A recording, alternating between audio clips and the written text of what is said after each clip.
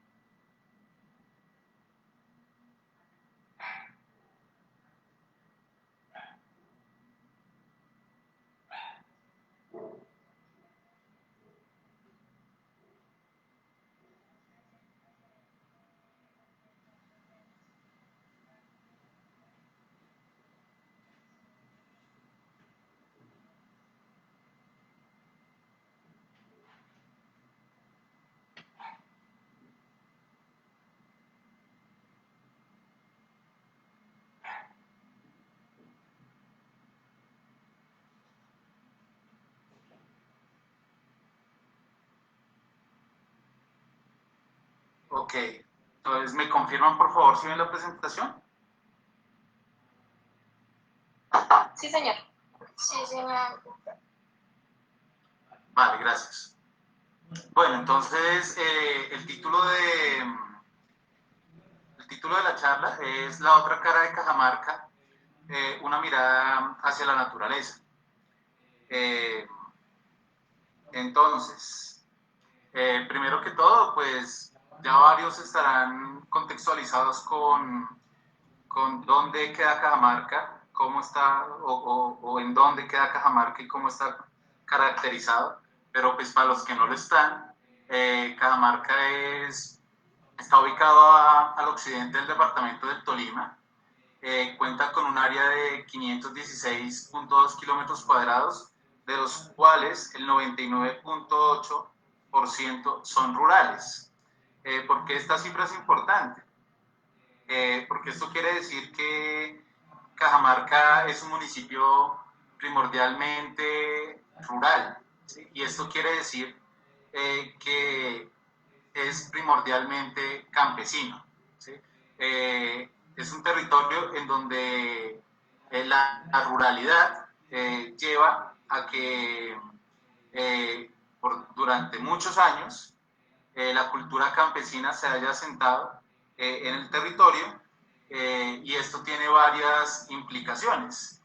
Tiene la implicación de que hay un conocimiento ancestral, si se quiere, un conocimiento de esos que son o que se producen naturalmente, que no necesitan de una escuela ni de una universidad para poder llegar a ellos, en términos del entendimiento y la conexión que podemos tener con la naturaleza, ¿sí? Y esto también ubica a Cajamarca como un territorio que se vuelve primordial no solo para su autosostenimiento, sino que es casi que esencial en la producción de diferentes alimentos, de diferentes insumos, que de algún modo aseguran la soberanía alimentaria en otras ciudades o en otros pueblos o en otros municipios, ¿sí? Incluso en las grandes ciudades como Cali, Bogotá, Ibagué, otras ciudades. Entonces, esto un poco para contextualizar acerca de la importancia que tiene Cajamarca, que tiene el territorio de Cajamarca. Hay un problema que no solo le concierne a Cajamarca, y yo voy a intentar dar como el contexto general de este problema.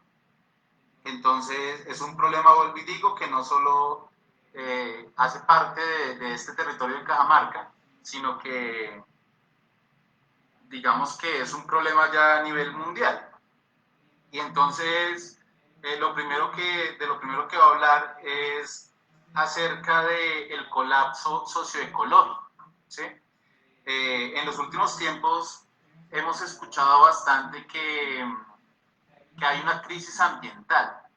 Entonces nos hablan todo el tiempo de crisis ambiental, nos hablan de calentamiento global, nos hablan de la contaminación que produce la ganadería extensiva, la contaminación que producen las fábricas al ser petróleo dependientes, la contaminación que generan los vehículos que funcionan pues, a partir de la combustión de gasolina, y así sucesivamente nos hablan como de muchos factores y lo sitúan dentro de algo que llaman crisis ambiental, pero pareciera que nos hablan de esa crisis ambiental alejándola de otros problemas de otro tinte, ¿sí? De problemas de tipo político, de problemas de tipo económico, de problemas de tipo cultural, y de problemas de características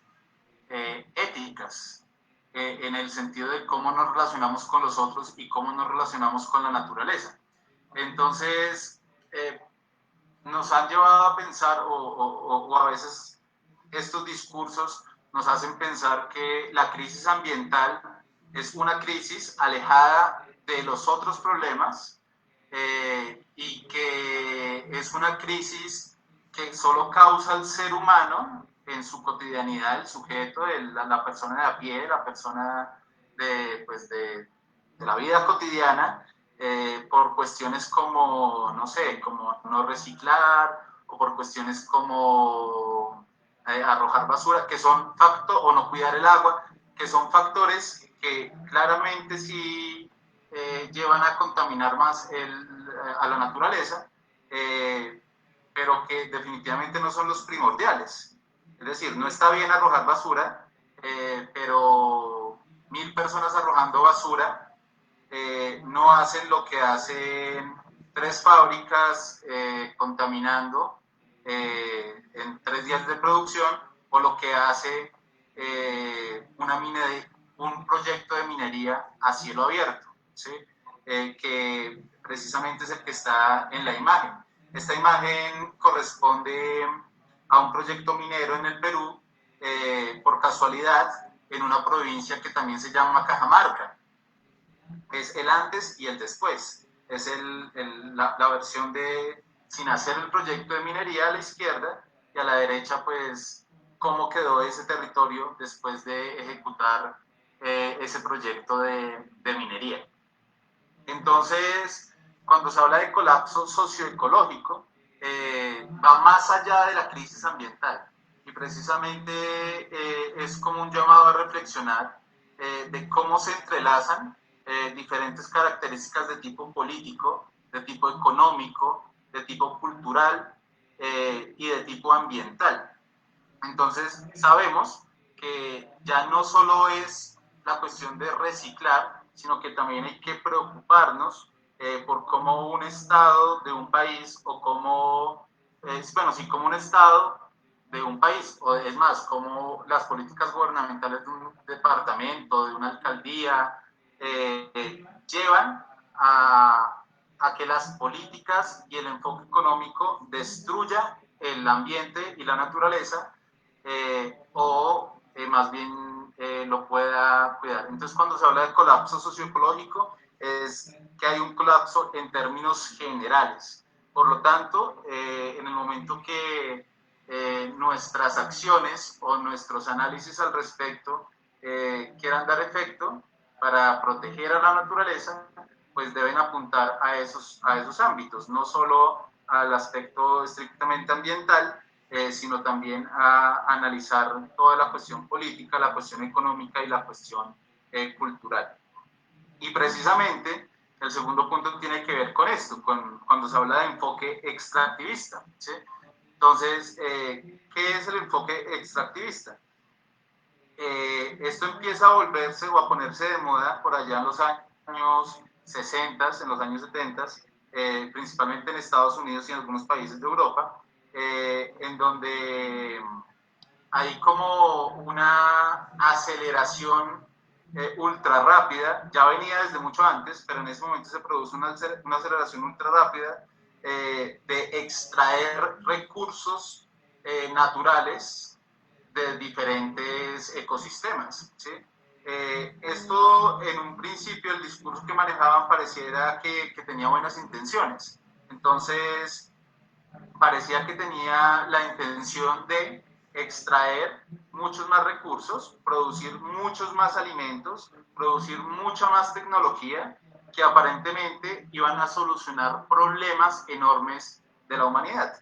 Entonces iban a solucionar el problema del hambre, iban a solucionar el problema de la desigualdad social, iban a solucionar el problema de la vivienda, bueno, el problema de la comunicación, de un montón de cosas, pues que sin investigar mucho, sin ir a profundidad, en este momento, al día de hoy, pues podemos ver que si ese era su objetivo, pues fracasaron totalmente, ¿sí? Porque por el contrario la pobreza ha aumentado, el hambre ha aumentado, la desigualdad social ha aumentado, la comunicación es más efectiva, pero solo entre quienes pueden llegar a tener cobertura de la tecnología desarrollada, porque no todos tienen ese tipo de cobertura tecnológica. Entonces, por el contrario, en vez de solucionar ese tipo de problemas, lo que hicieron fue acelerar de una manera muy veloz la destrucción del ambiente, la destrucción de la naturaleza, la destrucción de diferentes ecosistemas, ¿sí? Y pues con base en ellos han producido datos y niveles inesperados en los últimos años, ¿no? Referentes al calentamiento global, referentes a la aridez de la tierra, referentes a cómo la ganadería y la agricultura extensiva tienden a veces a cubrir necesidades que no necesariamente tienen que ver con la alimentación. Entonces, no sé, por ejemplo, cuando se habla de los grandes cultivos de palma africana, que es una cuestión como en la tierra que se podría estar trabajando para asegurar la alimentación de muchos, se cultiva algo que al final me lleva a producir combustible y cosas así por el estilo.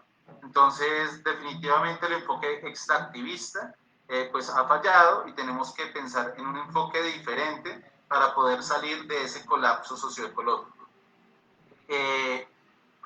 Ese enfoque extractivista llevó a que las sociedades, sobre todo las sociedades que son muy industrializadas, lo que ellos llaman pues países del primer mundo o países súper desarrollados, Estados Unidos, Alemania, Canadá, bueno, las grandes potencias, se conviertan en sociedades minerodependientes, ¿sí?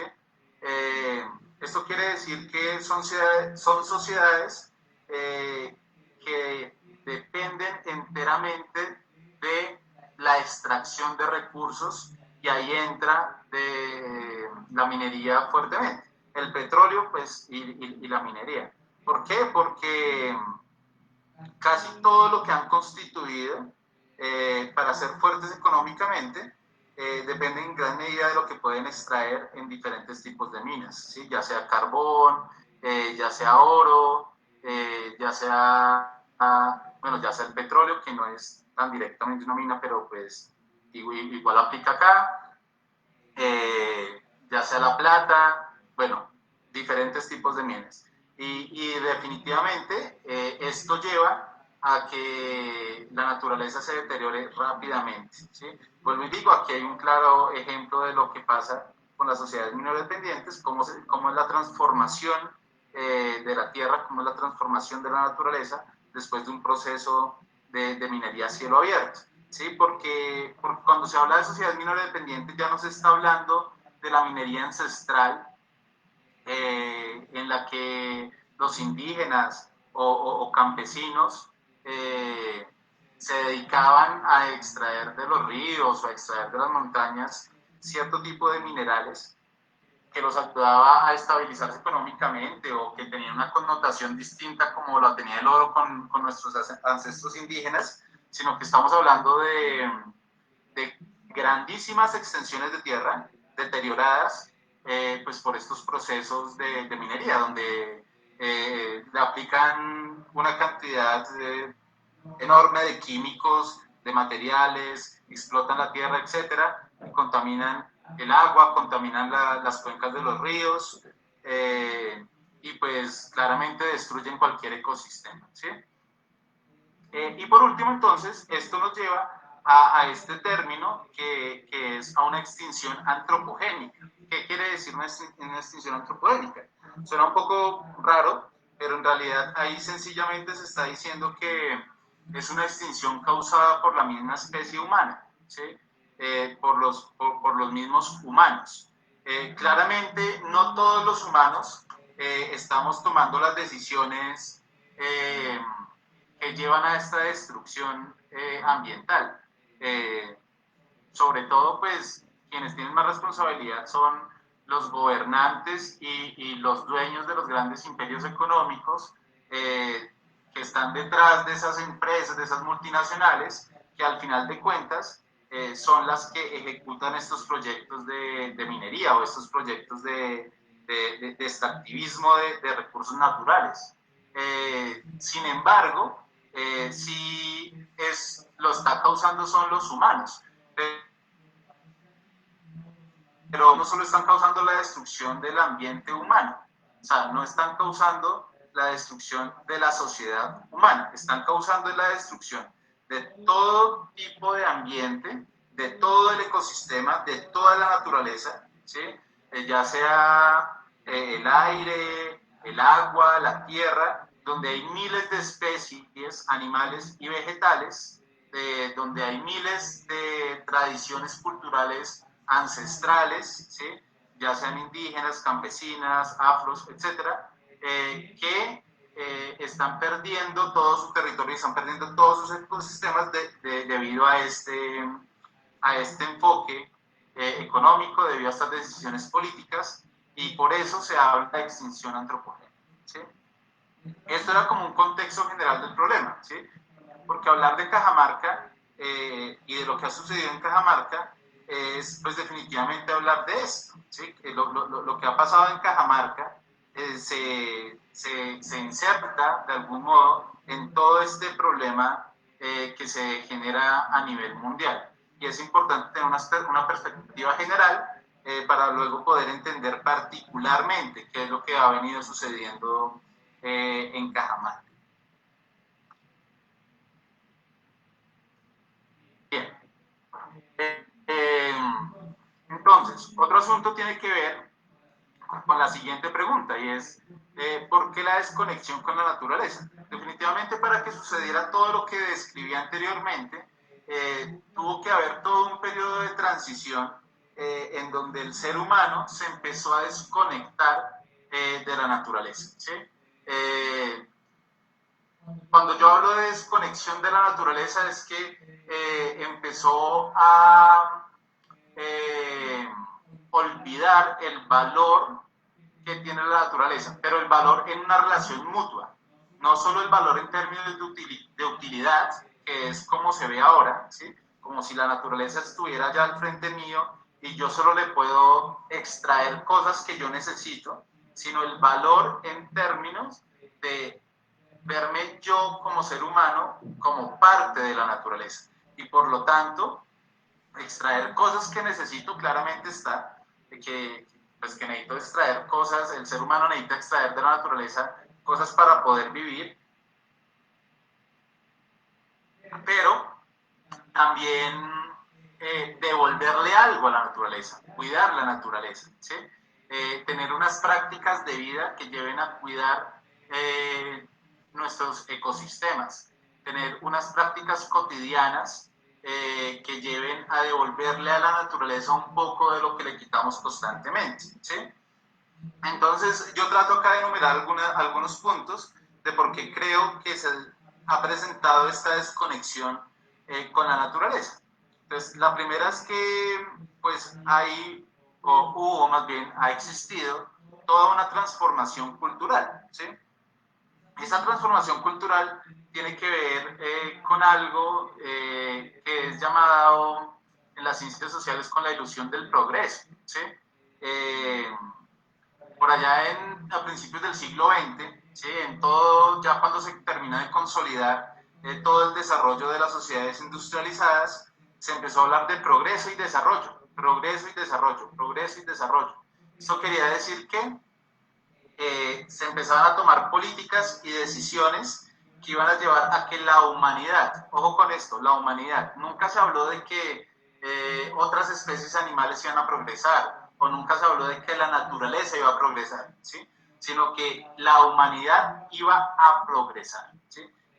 Y esta progresión, este progreso más bien, se empezó a ver representado en descubrimientos, en avances tecnológicos, en conquistas de cosas que tal vez 100 años antes, 200 años antes, el humano jamás hubiese imaginado. Como, no sé, viajar a la luna, ir a otro planeta, tener grandes edificios, tener, bueno, lo que tenemos ahora, tener internet, poder estar haciendo este tipo de charlas, de hecho ahorita con esta conexión en diferentes lugares, etcétera, etcétera, ¿sí? Pero esta ilusión del progreso, precisamente le llamo ilusión, porque mientras que nos genera esa idea de que estamos progresando todos, los seres humanos, paralelamente la naturaleza ha tenido un retroceso, no, la palabra no es retroceso, la naturaleza ha tenido un nivel de destrucción muy fuerte, ¿sí? Entonces, en fin último, el ser humano y cualquier otra especie animal depende enteramente de que la naturaleza pueda existir, ¿sí? Si la naturaleza no existe, si el agua no existe, si no tenemos aire puro, si no tenemos agua limpia, por más tecnología que tengamos o por más edificios gigantes que tengamos o por más colecciones de ropa que se saquen cada 3 meses, o por más, no sé, la tecnología más desarrollada en celulares, en videojuegos, en lo que sea, no vamos a poder vivir, ¿sí? Lo que ha pasado este año es un claro ejemplo de ello, ¿sí?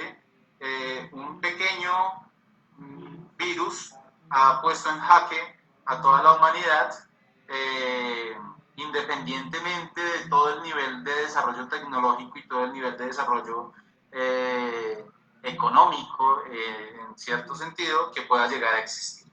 ¿Sí? Entonces, es ilusión del progreso porque mientras nos vende la idea de progreso, en realidad la naturaleza en vez de progresar se ha destruido fuertemente.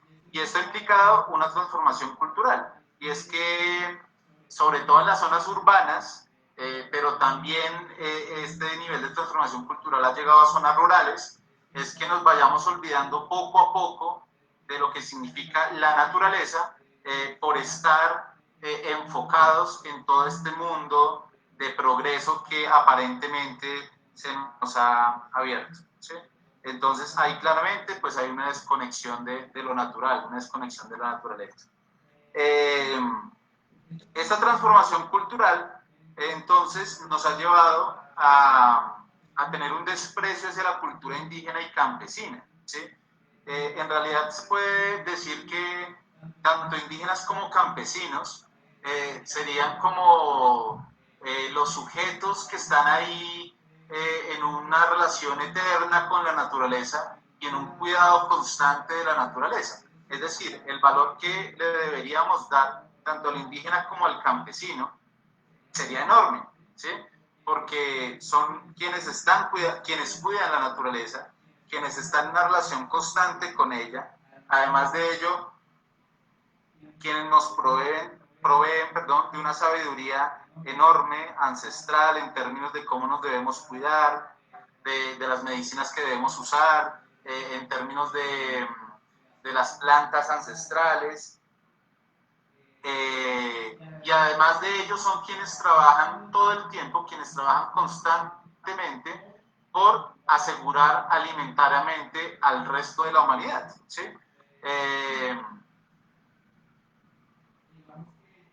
Digamos que, cuando algo que decía ahorita,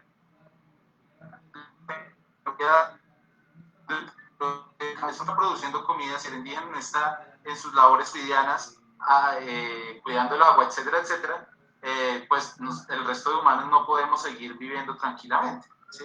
Dependemos en gran parte de ellos. Pero de transformación cultural nos ayuda, ¿sí? Aunque últimamente se han visto, sobre todo en los jóvenes, pero se ha visto una tendencia a reivindicar este tipo de culturas. Se vio claramente ahorita con el proceso de la Minga del Cauca viajando hacia Bogotá. Todavía hay muchas posiciones que desprecian esa cultura. De hecho, vemos que en este proceso que se presentó de la Minga, pues el gobierno y directamente el presidente de Colombia no quiso sentarse a dialogar con los representantes de la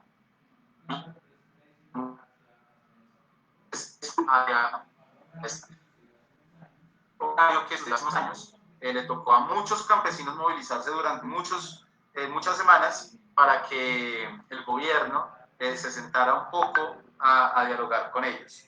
De ahí esa frase que va a ser célebre del expresidente Santos de ese tal paro no existe, que se refería al paro agrario, pues que fue movilizado directamente por campesinos.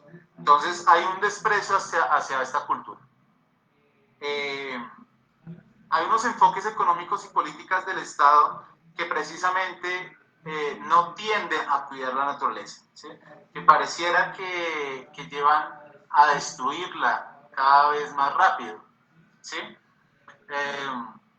Un claro ejemplo de ello fue toda la discusión que se ha venido suscitando durante este año en Colombia en términos del suroeste antioqueño y en términos del páramo de Santurbán. Entonces, no ha sido desarrollado lo que quiere ser desarrollado en esos lugares por parte del gobierno, precisamente porque ha existido resistencia de los ciudadanos, movilización social. Pero claramente las políticas económicas del Estado, en este caso pues el colombiano, van dirigidas, en vez de cuidar la naturaleza, como a acelerar su destrucción. Obviamente para sacar una enorme ganancia económica de lo que se puede hacer o de la actividad minera o la actividad que sea que se pueda realizar en ese lugar. Entonces, pues esto cada vez nos lleva a desconectarnos más con la naturaleza. Y precisamente en eso entonces encontramos que existen algunos discursos engañosos, ¿sí? ¿Por qué yo hablo de discursos engañosos? Porque entonces nos encontramos con discursos como el del desarrollo sostenible y otros tantos, ¿sí?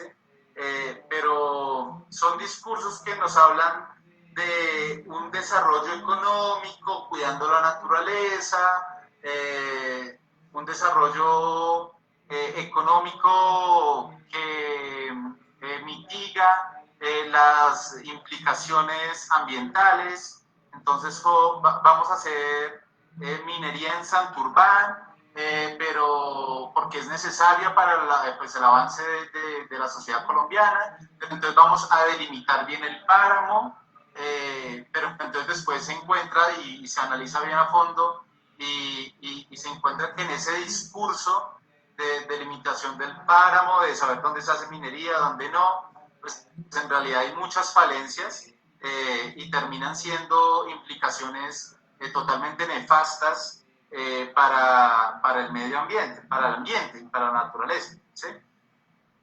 Entonces, estos son discursos engañosos con los que tenemos que tener cuidado, ¿sí? Discursos tales como vamos a desarrollar políticas en las ciudades para que las personas se empiecen a movilizar enormemente en bicicleta en vez de en automóvil para cuidar el aire. ¿Sí? Claramente sirve moverse en bicicleta en vez de automóvil. Si uno tiene la posibilidad de hacerlo, pues hay que hacerlo. Pero impulsar esa política de vamos a movernos todos en cicla en vez de en automóvil para no contaminar el aire, y por otro lado, manejar ese discurso, y por otro lado, apoyar el desarrollo industrial de dos empresas o de tres empresas que en un día pueden llegar a contaminar mucho más que lo que hacen 1000 autos en 3 meses, pues no es coherente. ¿Sí? Entonces, a esto me refiero con discursos engañosos. Nos vamos a desarrollar sosteniblemente, vamos a entender cómo podemos hacer deforestación, pero igualmente sembrar campos enormes con árboles. Pero entonces cuando uno va a los datos encuentra que la deforestación es 30 o 40% mayor a los árboles que se están sembrando, ¿sí? O que mientras están sembrando árboles en algún lugar, han acabado casi que con un cuarto de bosque del Amazonas. Entonces, eso es lo que no tiene sentido en ese tipo de discursos. Esto es como pues, un llamado a analizar esos discursos que nos venden como a toda hora. Entonces, esos serían como los criterios o las características de por qué se encuentra o por qué nos encontramos en esa desconexión con la naturaleza. Bueno, entonces acá encontramos ya directamente el asunto de Cajamarca. Entonces, bueno, ahí dice claramente Anglo-Gol Ashanti, el rostro del problema en Cajamarca, ¿sí? Aquí hay que decir algo claramente y por eso venía desde el contexto general, ¿sí? Anglo-Gol Ashanti es el rostro del problema en Cajamarca, pero claramente Anglo-Gol Ashanti no es el problema en sí mismo, ¿sí? Anglo-Gol Ashanti solo es una multinacional que en toda esa dinámica económica que se ha creado, dentro de ese enfoque extractivista, llegó a Cajamarca, auspiciado por las políticas gubernamentales en Colombia, específicamente por las políticas gubernamentales de Álvaro Uribe, con un proyecto minero, ¿sí? Pero como fue Anglo-Gol Ashanti, pudo haber sido cualquier otra multinacional, ¿sí? De cualquier otro país desarrollado que hubiese llegado a Cajamarca a hacer este tipo de acciones, ¿sí? Precisamente son multinacionales de países en donde uno va, como Canadá o Alemania, y encuentra que manejan un discurso totalmente ambientalista, un discurso inclusivo, que la gente dice, oiga, qué gobierno tan bonito el de allá, esas palabras que manejan de inclusión, de cuidado del medio ambiente. Mire que se la pasan construyendo en todas las ciudades ciclorrutas por todo lado, que se la pasan construyendo ciclovías, están promoviendo el uso de energías alternativas, entonces montan energías de plantas de energía solar, plantas de energía eólica, hacen miles de cosas por cuidar el medio ambiente, aparentemente, pero vienen sus multinacionales a Latinoamérica, a África, a Centroamérica, y nos llenan de proyectos que claramente deterioran la naturaleza en un mes, mucho más de lo que sus políticas en sus países cuidan la naturaleza durante un año o 2 años, ¿sí? Entonces, ahí está el asunto relacionándolo un poco con lo que decía anteriormente de estos discursos engañosos, ¿sí? Entonces, pues, como dije, Anglo-Gol Ashanti simplemente es el rostro de ese problema en Cajamarca, pero hubiese podido ser cualquier otra multinacional. Pero el asunto aquí con Anglo-Gol Ashanti, entonces, que llega es un proceso que se empieza a dar como desde el 2006, creo, con un proyecto de minería a cielo abierto llamado La Colosa, en el territorio de Cajamarca, ¿sí? Es un proyecto que claramente iba a transformar toda la naturaleza, todo el ecosistema de Cajamarca, ¿sí? Y ahí hay varias implicaciones de diferentes características. Claramente, por eso era el enfoque socioecológico del que hablaba al principio, porque aquí claramente iban a haber impactos ambientales, ¿sí? Porque iba a haber contaminación de las cuencas de agua, iba a haber destrucción de la tierra, del ecosistema, de lo verde, ¿sí? Lo verde se iba a transformar en amarillo, ¿sí? Iba a haber contaminación del aire, pero también iban a haber unas implicaciones culturales, también iban a haber unas implicaciones económicas y también iban a haber unas implicaciones políticas. Culturales porque la tradición de la cultura campesina que hay en Cajamarca, que ha existido durante años, ¿sí? y que han salvaguardado muy bien todos los campesinos de Cajamarca,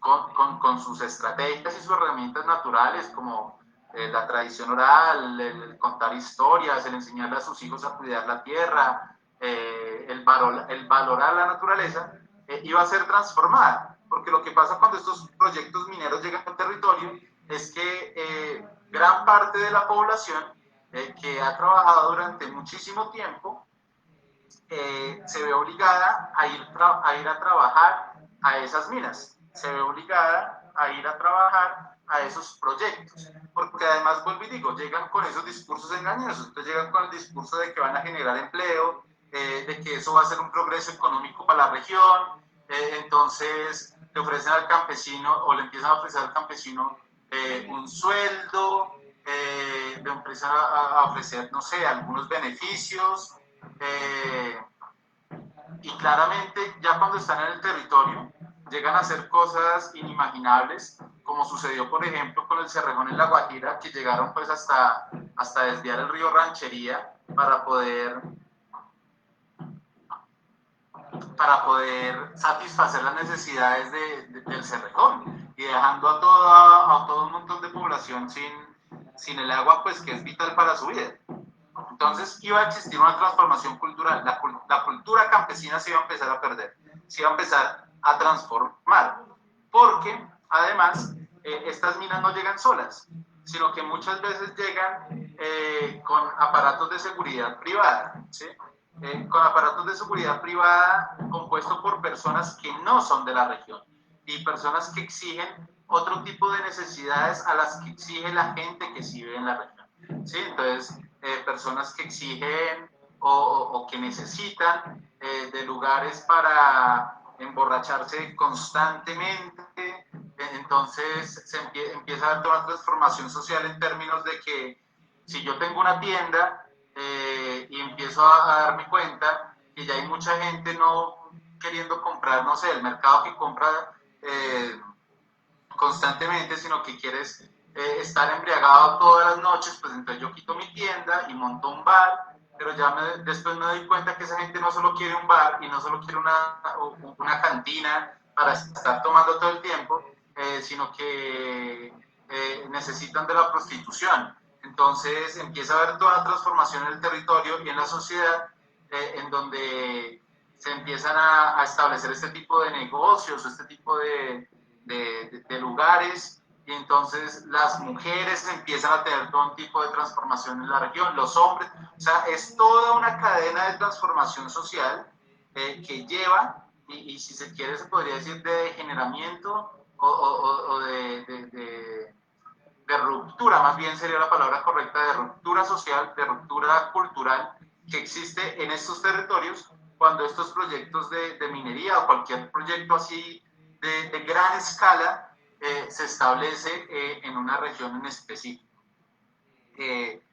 Y claramente la economía también va a empezar a fallar, y no solo la economía de Cajamarca, porque es que si en Cajamarca se produce alimentos para otros lugares como Armenia, Cali, Bogotá, Ibagué, a los pueblos que están cerca, Cajamarca, etcétera, pues entonces si el campesino ya no está en su tierra trabajando, este tipo de alimentos que solía surtir a otros lugares, sino que se dedica a la minería, pues esos otros lugares van a empezar a verse afectados, van a empezar a verse implicados en no poder asegurar ciertos productos alimenticios que antes venían de este territorio.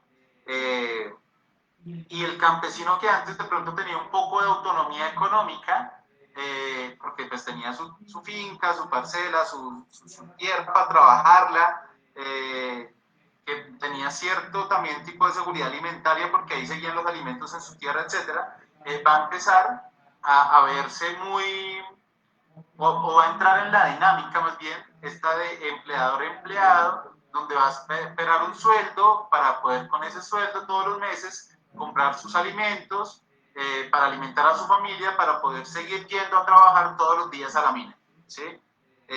Y pues se va a perder calidad de vida. Eso es lo que estaría en juego ahí, la calidad de vida del campesino. Entonces, por eso se habla de colapso socioecológico, porque ese tipo de cosas no solo tienen implicaciones ambientales y naturales, sino que tienen unas implicaciones sociales, políticas y económicas bastante fuertes, ¿sí? Este es como el asunto. Que pasa tanto en la mina, que por fortuna no se consolidó este proceso, que ahorita más adelante vamos a hablar de eso, y también pues está pasando actualmente con el asunto del aguacate, ¿sí? Y ahí uno pensaría, que han llamado recientemente en un artículo que salió en la Liga contra el Silencio, el oro verde. Y ahí uno diría, pero ¿por qué con el aguacate? Si el aguacate igual es alimento, ¿sí? Entonces, ¿cuál es el problema con el aguacate si lo que se está produciendo son alimentos y Cajamarca puede surtir a otros territorios de este alimento?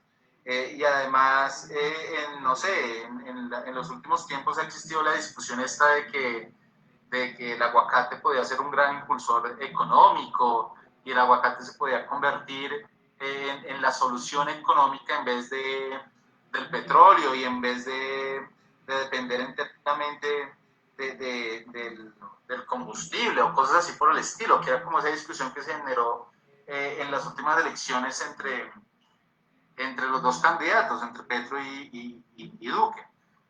El asunto aquí es que el problema no es como tal el aguacate, ¿sí? El problema es lo que está detrás, es quién viene, cuáles son sus intereses y de qué manera lo están haciendo.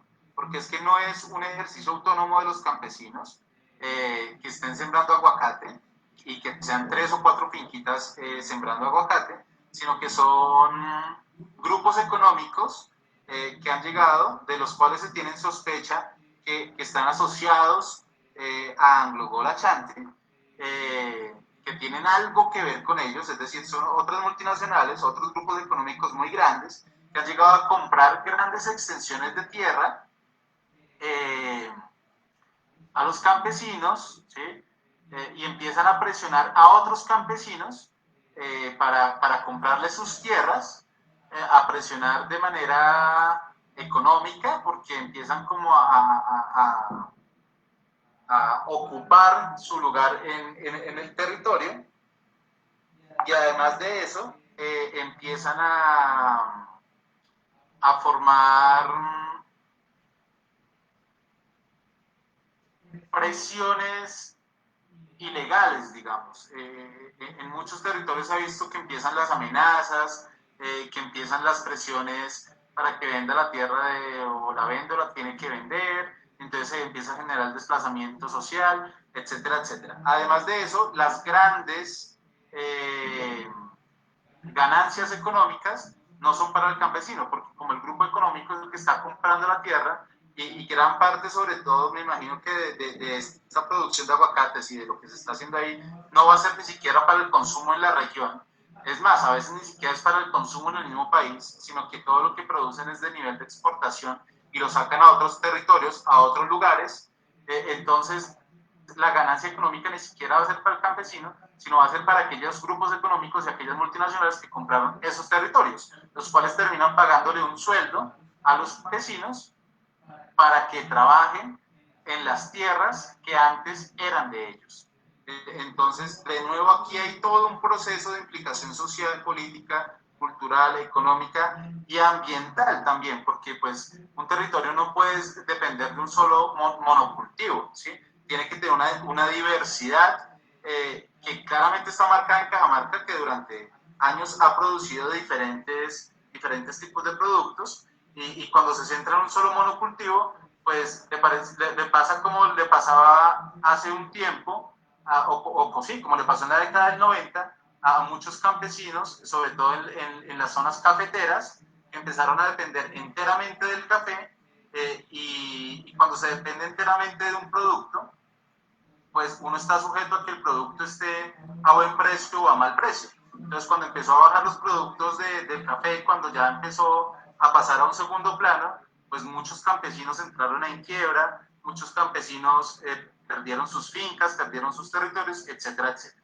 Entonces, este es el rostro del problema en Cajamarca, vuelvo y digo, solo es una multinacional, pero podría ser cualquier otra. En realidad el problema va mucho más a fondo y es cómo se ha producido dentro de esa crisis socioecológica ese enfoque económico de ser extractivista todo el tiempo y de querer solo sacar ganancia económica de lo natural, ¿sí? De no existir una relación de entendimiento mutuo con la naturaleza, sino de verla como una cajita que me da ganancias y ganancias y nunca devolverle nada a ella. Entonces, para ir cerrando, aún hay esperanza, ¿sí? Todo lo que yo decía anteriormente, pues parece muy pesimista, ¿no? Pareciera que no hay solución, pareciera que ya todo está acabado y que ya no hay nada que hacer. Pero precisamente Cajamarca tiene los dos rostros. Tiene el rostro de cómo, por medio de esta multinacional de Anglogol, llega el problema en ese enfoque, esa problemática, pero también se convierte en un ejemplo de resistencia, de esperanza y en un ejemplo para otros territorios, tanto en Colombia como en otras partes del mundo, ¿sí? La consulta popular, que fue un proceso que empezó en el año 2007, que duró muy bien, organizándose, moviéndose y que al final se pudo constituir en el año 2017, es un claro ejemplo de ello, ¿sí? El 97% de la población de Cajamarca votó por el no. No se quiere minería en Cajamarca, ¿sí? No quieren ese proyecto minero en Cajamarca. Y quieren seguir con sus tradiciones, quieren seguir con su cultura campesina, quieren seguir produciendo lo que han producido durante años, quieren seguir siendo el pueblo de la Racacha, ¿sí? Aquí un paréntesis, me pasó alguna vez viniendo del eje cafetero hacia Bogotá, venía por la noche pasando la línea y precisamente paramos en Cajamarca con mi esposa y con mis hijas a comer algo y estaban en Cajamarca en algo así como el reinado de la Racacha, una cosa así. Nos pareció muy, muy bonito porque nos pareció un evento que se salía de lo común, ¿sí?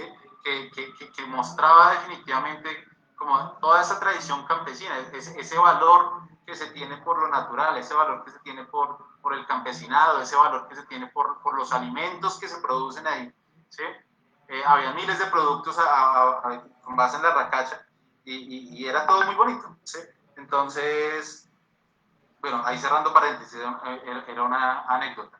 Pero volviendo al tema, entonces, esa consulta popular y las diferentes herramientas de resistencia que hay se convierten en un gran ejemplo para otros territorios, ¿sí?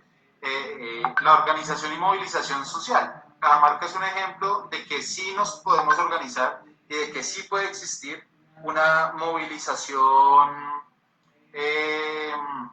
social, una movilización social que no sea violenta, una movilización social desde 1000 puntos de vista distintos, porque hubo carnavales, hubo movilizaciones, hubo charlas, hubo conferencias, hubo producción académica, hubo artículos, de hecho pasaron miles de cosas distintas en Cajamarca que le decían no a estos procesos y que eran un claro ejemplo de resistencia, ¿sí? Se crearon los comités ambientales, se crearon diferentes tipos de organizaciones sociales, que son muchísimas las que estuvieron ahí metidas trabajando en toda esta resistencia. Y lo más importante, me parece a mí, lo más resaltable de todo este proceso es que no fue una cuestión de las organizaciones moviéndose, defendiendo Cajamarca, sino las organizaciones junto a la gente, junto a las personas, a los campesinos en Cajamarca, y también con mucho apoyo de otros lugares del país defendiendo ese territorio, ¿sí? Entonces no fue como el campesino ahí encerrado diciendo como allá están en un proceso social, sino que fue el campesino involucrado directamente en esta defensa de su territorio, ¿sí? Diciendo, no queremos esto para nuestra tierra, queremos seguir haciendo lo que durante años y años hemos venido haciendo, ¿sí? Y eso tiene que ver con un concepto de resistencia civil, ¿sí? Que es una resistencia civil que no es violenta, es una resistencia civil que nace del entendimiento de la naturaleza, es una resistencia civil que nace de la importancia que le damos a las tradiciones campesinas, es una resistencia civil que nace de la comprensión de las implicaciones negativas que pueden tener estos proyectos de desarrollo económico que ellos llaman en nuestros territorios, ¿sí? Y es una movilización totalmente pacífica, ¿sí? Que desafortunadamente en este país también pues es peligrosa, pero eso no implicó en ningún momento que se dejara de hacer, que se dejara de llevar a cabo y que al final triunfara. Todo esto existió bajo la unión de unos principios básicos, ¿sí?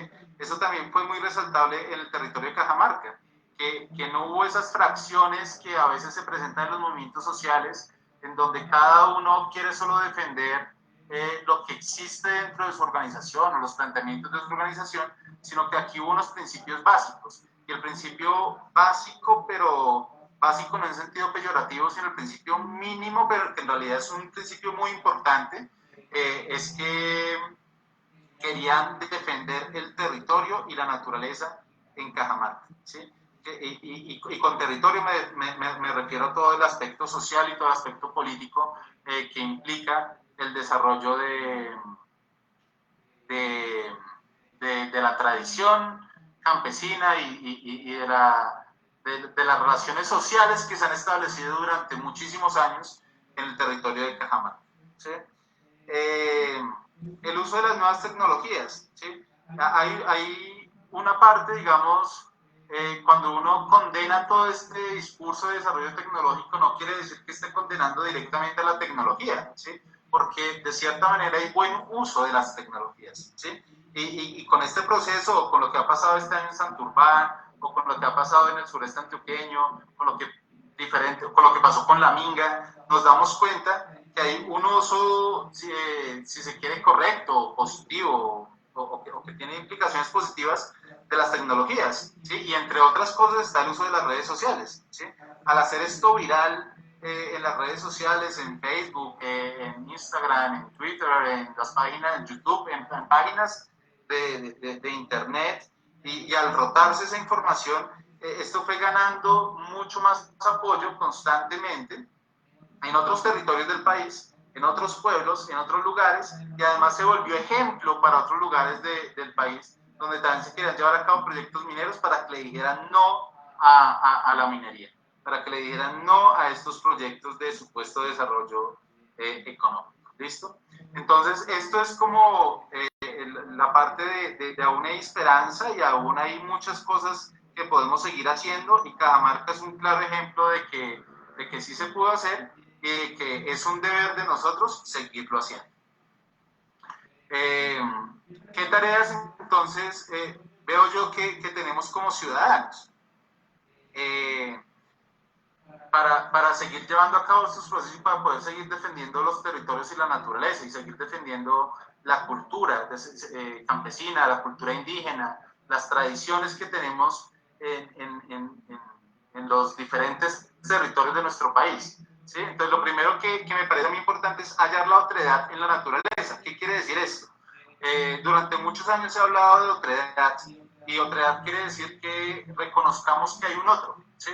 Y que como hay un otro, pues debemos tratarlo con respeto, debemos tratarlo con empatía, debemos tratarlo con amabilidad, porque si podemos establecer esa relación con el otro y ese reconocimiento del otro y tratarlo bien, y ese otro puede hacerlo con otro, y así sucesivamente, podríamos establecer una sociedad humana mucho más amable.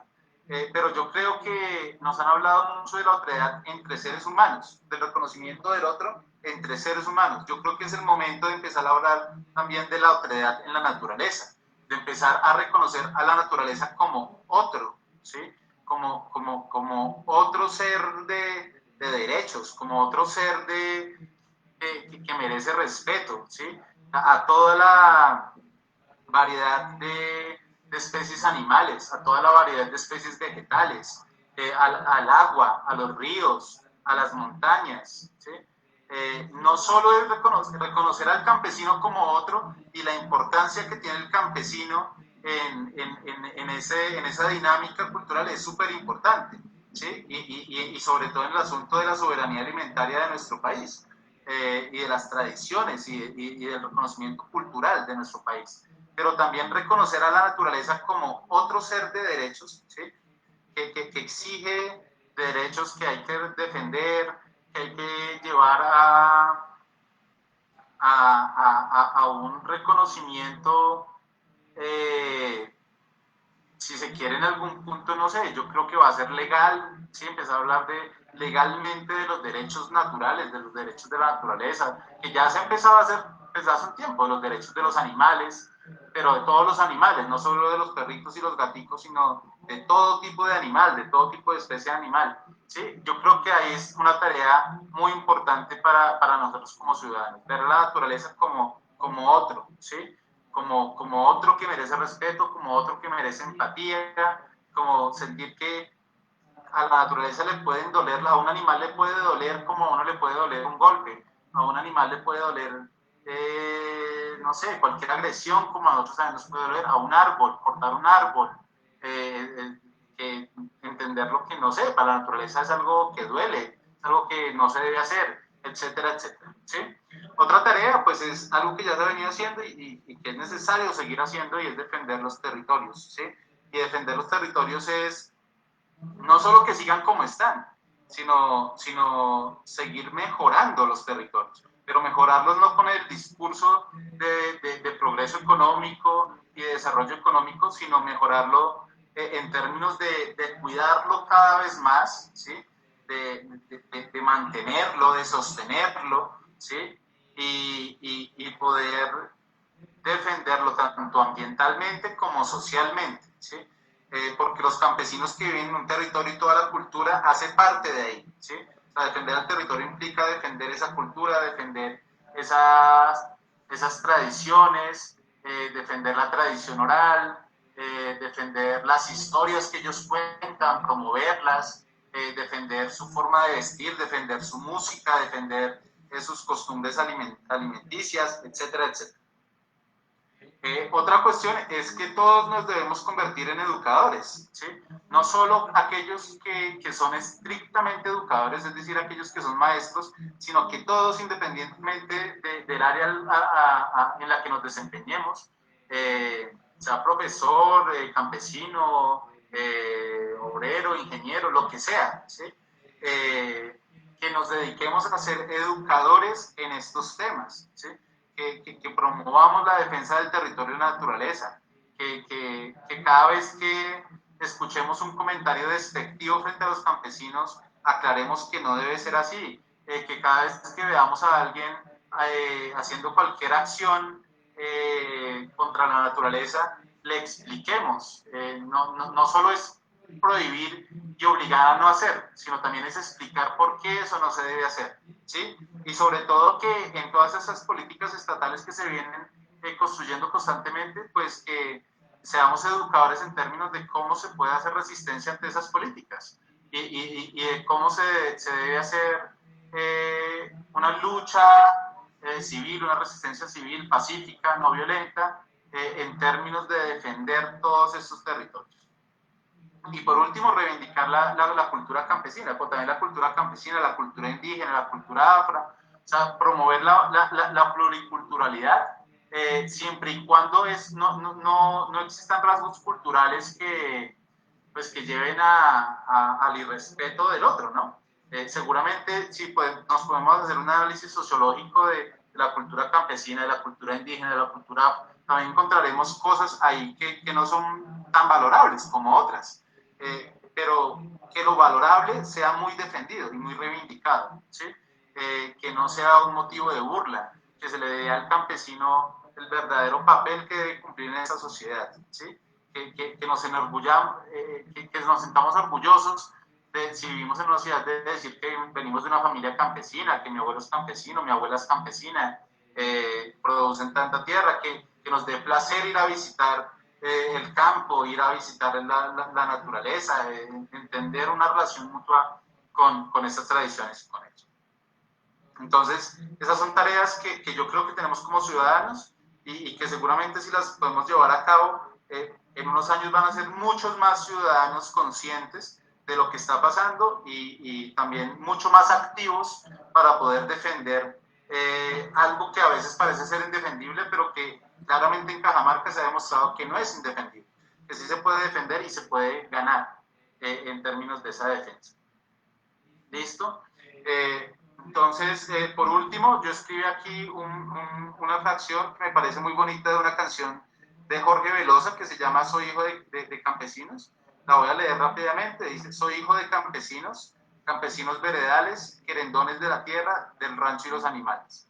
Soy hijo de campesinos y en el campo fue mi crianza, entre la casa y la escuela, entre cerros y labranzas, entre coplas y tonadas, entre cimientos y espigas, entre todas esas maras que me marcaron la vida.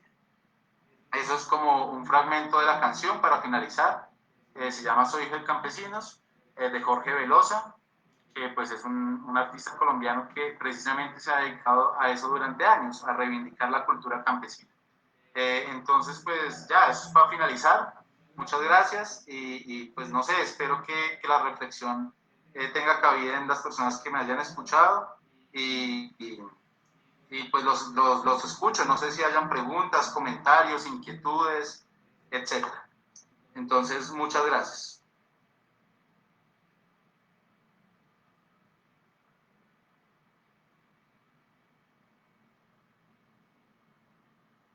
Gracias, Camilo.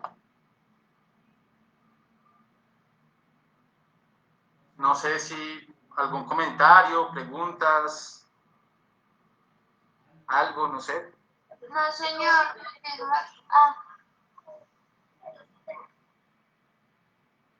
Compañero Joan, ¿quiere hacer un aporte? Claro, Joan, adelante, por favor. Hola, muy buenas tardes para todos los presentes. Mi nombre es Joan Gutiérrez, soy del municipio de Planadas, Tolima, y pues un gusto escuchar a la Fundación Muisca y pues mi intervención más encaminada, pues en lo uno a resaltar el proceso que tiene la Fundación, pero y también todo el trabajo que se han hecho. Y dos, pues yo tengo también otra mirada, ¿no? Del sector rural. También soy campesino, soy hijo de cafeteros de acá de Planadas, Tolima. Y tengo una mirada también de crítica constructiva frente a los estilos de vida también del campesino. Yo pienso de que el campesinado, como también el sector indígena, y lo hablo porque acá en Planadas hay un resguardo indígena también, Nazahués, tampoco podemos romantizar el escenario, ¿no? El campo también es un caos, el sector rural también es un caos como las ciudades. Y en ese orden de ideas, también vemos que a raíz de diferentes, digámoslo así, temas de consumo rural, ¿sí? Digamos, una botella de plástico. ¿Sí? Muchas veces el sector rural también es un escenario de contaminación por parte de los habitantes, por parte de los mismos campesinos. Lo digo porque en mi vereda, por ejemplo, parece de alguna manera un tipo de basurero andante. La gente se compra una gaseosa y tira el envase a la calle. O en la finca, la mayoría de las fincas también tienen un escenario de que la parte trasera de la cocina comienzan a arrojar el plato roto. ¿sí? No hay una fosa donde lo depositen, no, ¿sí? Entonces hay una serie de dinámicas también en los estilos de vida de los campesinos que también están afectando el medio ambiente, y ahí es donde también hace falta unos temas de intervenciones del Estado frente a educación ambiental, residuos sólidos, una serie de dinámicas que se deben trabajar de manera muy fuerte y con políticas sencillas, ¿sí? Pero se carece en este momento de esas situaciones. Otro tema importante que debemos resaltar, pues obviamente todo el modelo extractivista y toda esa dinámica de las multinacionales y las políticas del Estado frente al extractivismo, pues es un monstruo grandísimo, incluso de que la única resistencia son los jóvenes y los campesinos y las personas que viven en los territorios, ¿no? Entonces, sí es de reconocer lo que plantea el compañero, o sea, es de vital importancia a nosotros como campesinos, como del territorio, generar ese tipo de resistencias, ¿sí? La relación constante que hay entre la naturaleza y la vida cotidiana de los campesinos ha cambiado y se ha transformado. Yo me recuerdo, o sea, en el proceso de oral que hemos venido haciendo en la del territorio, en la época de los 30 a los 60 hubo una deforestación masiva por los campesinos en esta región, ¿sí? De tumbar montaña para poder establecer fincas ganaderas y posiblemente después fincas cafeteras. Entonces, eh, ahí no hay un discurso tampoco de conciencia, ¿sí? Porque detrás de esas deforestaciones venían también unos cultivos ilícitos en los años 90 que era la amapola, pero eso no es igual, el impacto no es igual a una multinacional. O sea, a pesar de que hay un impacto negativo por parte de la deforestación campesina, la producción, no es igual al impacto de una multinacional. Obviamente el impacto de la multinacional es un impacto mayor, estructural, un tema ya más macro, ¿sí? Y lo cual no podemos tampoco opacarlo con la deforestación campesina, con ese tema de colonización. Pero entonces lo que quiero decir es que los campesinos también nosotros tenemos una responsabilidad negativa en el medio ambiente. Tampoco hemos sido tan juiciosos en el escenario de conservación del medio ambiente. Y es ahí donde tenemos que también reflexionar nosotros como campesinos y como habitantes del territorio, ¿sí? Tenemos unas costumbres que de alguna manera son equilibradas con las buenas prácticas agropecuarias y con el tema de equilibrio del medio ambiente, pero también hemos sido cauciosos en algunas situaciones con el tema del medio ambiente. Entonces, esa es como la reflexión. Gracias. No, totalmente de acuerdo con Joan. Claramente, sí, por eso yo decía hace un rato como seguramente las prácticas campesinas e indígenas habrán cosas que no son tan valorables como otras. Y seguramente pues, hay cosas que no hay que rescatar. Porque precisamente pues por infortunio, pues esta cultura ha llegado a todo tipo de territorio, tanto urbano como rural. Pero es importante eso, ver que desde el mismo campesinado, desde los mismos territorios campesinos, surja la necesidad de desarrollar este tipo de estrategias, ya sean educativas o sociales o políticas, para que se transformen este tipo de prácticas. Pues yo creo que respecto a algo que dice, sí, es algo que debe quedar muy claro, y es que independientemente de la actividad que se haga, que conlleve a destruir el medio ambiente, que pueden ser muchas y que no se quiere decir que sean correctas, pero la más grave, la que tiene implicaciones más fatales para la naturaleza y para todo el tejido social de un territorio, es aquellas que vienen por parte de las multinacionales, que son aquellas que se desarrollan a gran escala y aquellas que tienen impactos pues muy negativos. Entonces yo creo que eso es importante, que quede bastante claro como lo dice Joan. No sé si alguien tenga más preguntas o alguna otra intervención.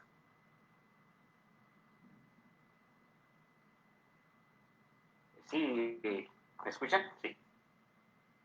Sí, señor.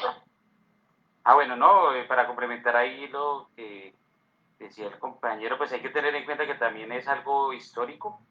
Recuerde que en la naturaleza pues no existe basura sino residuos, y las comunidades rurales hasta hace un poco más de medio siglo pues todo lo que hacían era, todo se degradaba, la naturaleza se tragaba todo y hasta ahí. Pero cuando llegan esas nuevas tecnologías y esas nuevas también imposiciones, porque mire que ha sido una imposición y un cambio cultural, no necesariamente es porque el campesino no tenga esa conciencia, sino que se hacía así regularmente. No, la envoltura que llevaba, así como el bocadillo de leño que uno lo tira en el borde del camino cuando uno va en una zona rural, pues se degrada. Y no había esa conciencia, uno de hecho no encuentra basura de los indígenas o de las comunidades rurales anteriores, porque no existe, porque todo era degradable. Entonces, digamos que hay que tener en cuenta, por eso hablamos de los conocimientos ancestrales y recuperar muchas cosas de las que habían antes. Es importante tener en cuenta que no siempre el campesino es el que lo hace a veces de una manera consciente. Muchas veces se fue degradando y ya es una generación, la siguiente, otra. En Cajamarca, por ejemplo, tenemos es que después de que hubo la colonización en esta zona y que nosotros somos hijos de esos dos encuentros, pues en ese momento no había como ese ejercicio de los residuos, claro, y había muchos residuos en todos lados, sobre todo en las ciudades, pero en las zonas rurales digamos que eso no se percibía. Hasta ahora sí estamos viendo esos efectos, después de los primeros plásticos y las primeras cosas que salieron a mediados del siglo anterior. Entonces, es algo, lo que hoy es que eso se requiere un trabajo generacional. Entonces, para devolvernos, a volver a recuperar cosas, es un trabajo que no lo vamos a hacer nosotros, ni los hijos de nosotros, sino que va a ser un trabajo de largo aliento de varias generaciones para volver a recuperar ciertas cosas.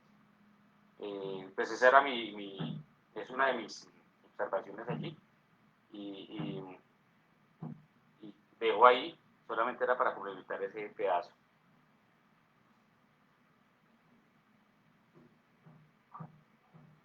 No sé si alguien más con alguna inquietud, intervención, algo que decir. No, pues darle las gracias y realmente pues sí, digamos que a veces nos hace falta es como cultura ciudadana, ¿no?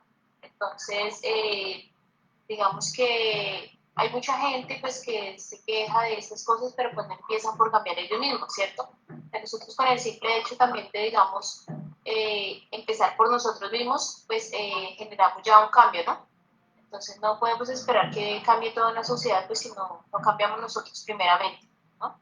Y pues realmente fue muy productiva la charla de hoy. Muchas gracias, muchachos.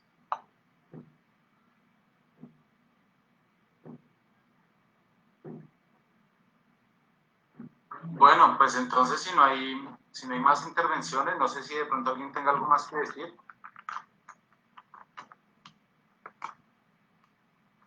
Si de pronto entonces no hay más intervenciones, de nuevo pues muchas gracias a todos los que me escucharon, ya sea por este medio o por Facebook, por la página de Facebook.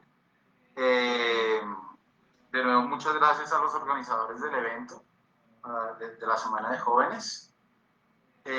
Y pues igual invitarlos para la charla que se va a desarrollar mañana, también a las 4 de la tarde, que tiene el nombre de Riesgos que enfrenta la biodiversidad en Cajamarca.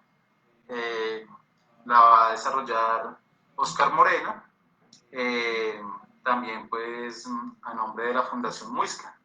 Entonces, de nuevo muchas gracias a todos y nada, pues la idea es escucharnos un poquito mañana a ver cómo terminamos de generalizar estas reflexiones.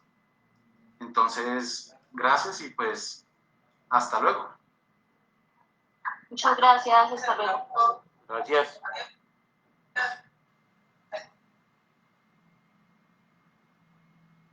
Gracias.